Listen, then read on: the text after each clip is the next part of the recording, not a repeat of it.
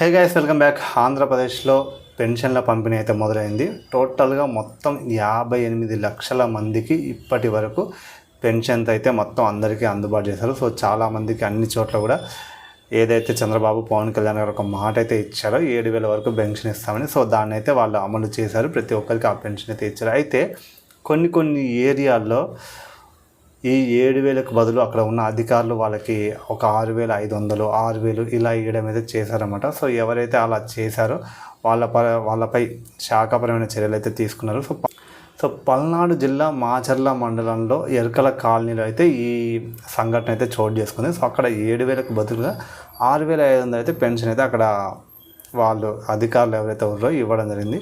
So అది కాస్త MLA దగ్గరికి పోయింది. ఎమ్మెల్యే ఏమంటే దీన్ని సీరియస్గా తీసుకొని అక్కడ ఎవరైతే ఉన్నారో వాళ్ళని సస్పెండ్ అయితే చేశారన్నమాట. సో ఇదైతే ఒక మంచి పరిణామం. ఎందుకంటే ప్రతి ఒక్క గవర్నమెంట్ ఉద్యోగికి కూడా భయం అనేది ఉండదు. వీళ్ళకి వచ్చే అమౌంటే తక్కువ.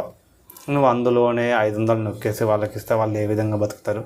సో ఇది మాత్రం ఒక మంచి న్యూస్. కానీ ప్రతి ఒక్కరు కూడా వాళ్ళకి ఎంత వస్తే అంత ఇవ్వాలి, అంతేగాని నువ్వు నొక్కేసేది ఎక్కడిది? సో 7,000కి 6,500 ఇట్లా ఇవ్వడం అయితే జరిగిందన్నమాట. కొన్ని ఏరియాస్లో జరిగింది. వాళ్ళ పైన చట్టపరమైన చర్యలు అయితే తీసుకున్నారన్నమాట. మొత్తం 85% ఏదైతే ఉందో పెన్షన్ల పంపిణీ అయితే పూర్తయింది. సో దిగ్విజయంగా ఈ యొక్క కార్యక్రమాన్ని అయితే అటు పవన్ కళ్యాణ్ గారు కావచ్చు, ఇటు చంద్రబాబు గారు కావచ్చు, ప్రతి ఒక్కరు కూడా దీన్ని పూర్తి చేశారు. సో చూద్దాం మరి ఇంకా కొత్త పరిపాలన అనేది మొదలైంది. ఈ కొత్త పరిపాలన ఏ విధంగా ఉంటుంది ఏంటనేది దీని గురించి కూడా డైలీ ఎలాంటి పనులు చేస్తున్నారు ఏంటనేది మనం డైలీ మాట్లాడుకుందాం. డైలీ అప్డేట్ అయితే చెప్పుకుందాం. సో ప్రజెంట్ పెన్షన్స్ గురించి ఉన్న అప్డేట్ అయితే ఇదనమాట.